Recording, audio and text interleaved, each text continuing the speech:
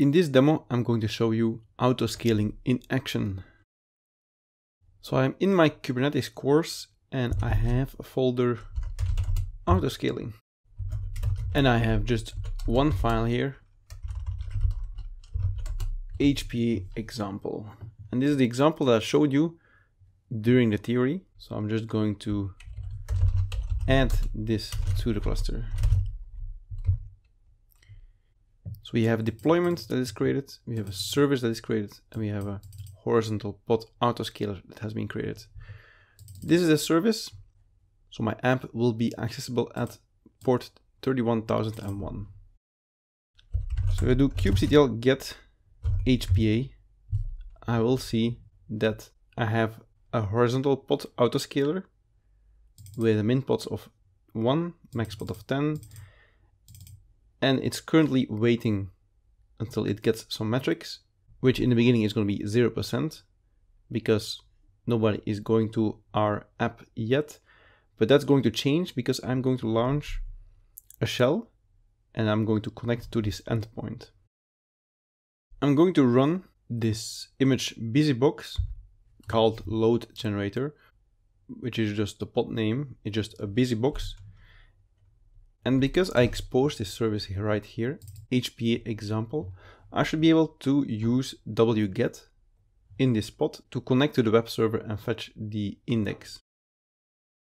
So wget HPA example.default, which is the namespace svc for service cluster.local. And this works. And what is in this index HTML, it just says OK. It says OK, but actually it executed some code that will generate some CPU so that if we run this in a loop, we will get to a higher CPU percentage and then our autoscaling will kick in. So let's try to run this in a loop. And now we just have to wait some time. It takes some time, like a minute or so, for the autoscaler to see that there is more CPU usage, and then it's going to start scaling it. So I'm just going to open a second window, and then here I will check how many pods I have running. Still currently I have 3 pods running, and what the HPA says about my usage. So now I have 40%.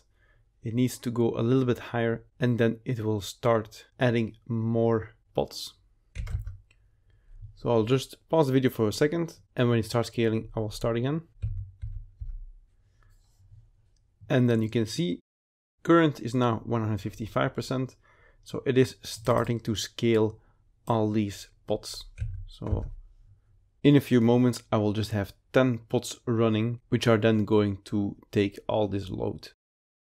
Now, what I'm going to do is I'm just going to stop this one, Control C, and then you can stop it.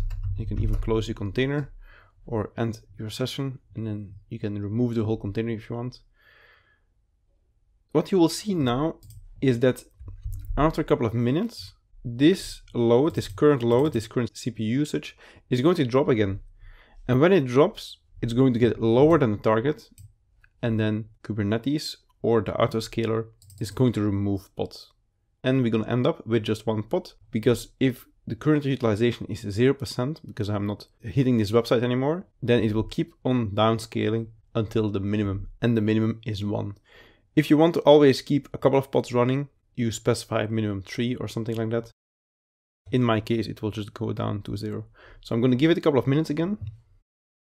And here we are, a couple of minutes later, current 0%, and there's only one pod running anymore. All the other ones were terminated.